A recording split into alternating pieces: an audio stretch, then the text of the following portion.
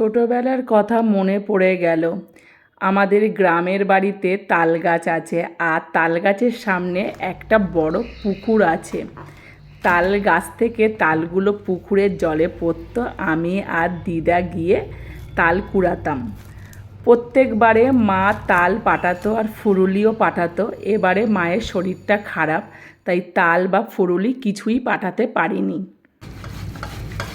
শহরে আমার শ্বশুর বাড়ি, আর শহরে তো তাল গাছ দেখা যায় না, তো তালও পাওয়া যায় না ঠিকঠাক, তো তাল কিনেই খেতে হবে।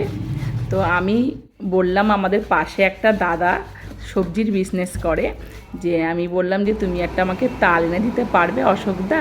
তো বললো হ্যাঁ বৌদি, আমি তোমাকে একটা তাল এনে দিতে পারবো। তো কালকের বাজার থেকে অশোকদা আমার জন্য একটা তাল এনে দিয়েছে। দিদা আর মা তাল ফুরুলি বানাতো গ্রামের বাড়িতে উনুনের জালে। তো আমাদের তখন তো কাঠের জালেই তো সব কিছু হতো।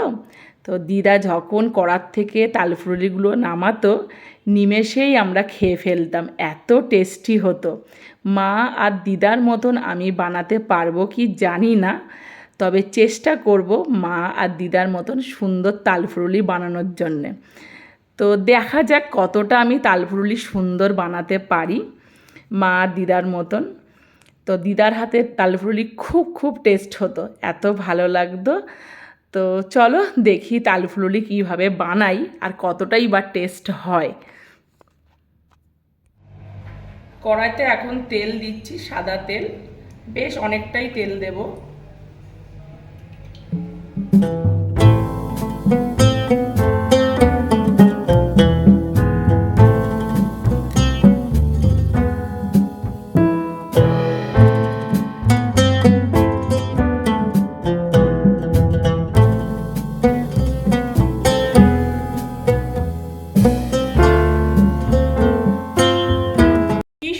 দেখো তালের ফুরুলিগুলো ফুলেছে, পুরো রসগোল্লার মতন লাগছে বলো।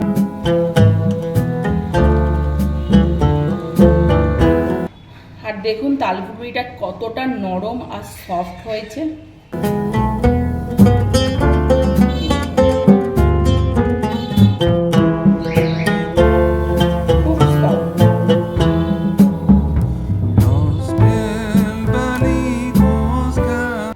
এখন আমার তালের ফুরুলি পুরো রেডি হয়ে গেছে।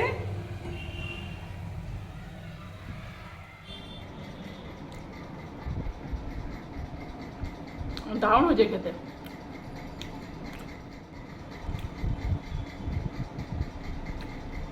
দারুণ টেস্ট। ভেতরে নারকেলটা দিয়েছি পুরা, মুখে পড়ছে, এত ভালো লাগছে। আমার মা যদি আর দিদা খেত, বলতো খুবই তুই সুন্দর করেছিস বেশ ফুরুলিটা।